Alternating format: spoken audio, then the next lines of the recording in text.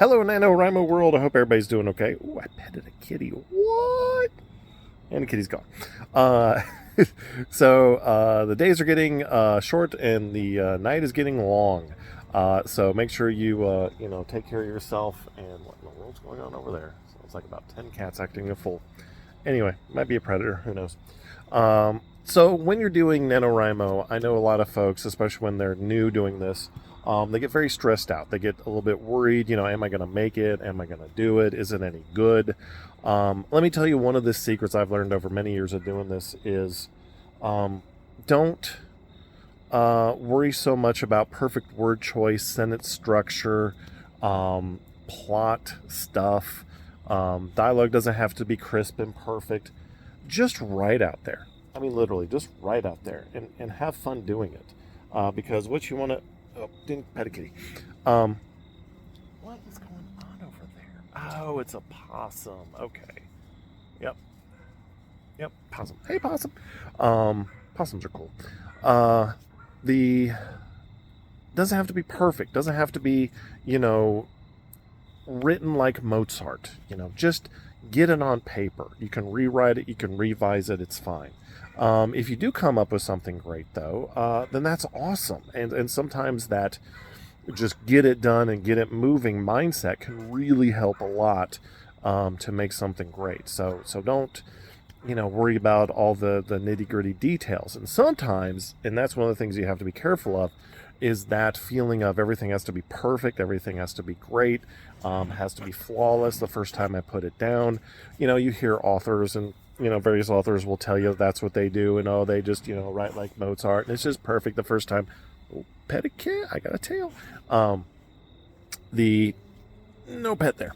And they'll say it's so perfect and wonderful and all that, but it's really not, and they're just lying to themselves, or they, want the mystique of them being this amazing writer rather than, talking truth.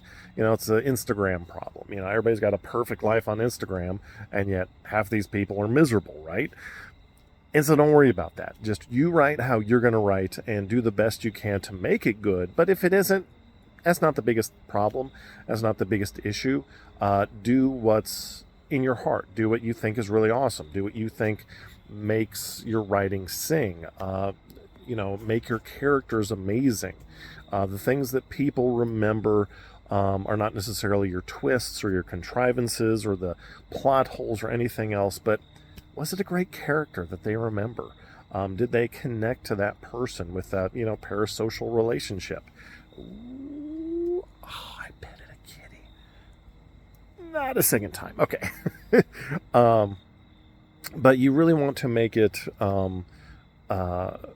work, and sometimes that working, you have to realize that sometimes the work is not a matter of perfect dialogue, perfect scenic structure, and the sequences and all that, but just rather you got it on paper, it's looking good, things are awesome, and you're happy there.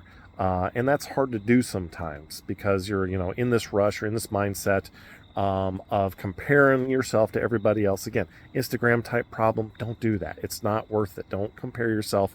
Write the best way you know how. Some of these writers, as you might be reading, they started writing when they were 11, and now they're 52, so they've been writing for 41 years, and you're got a tip of a tail.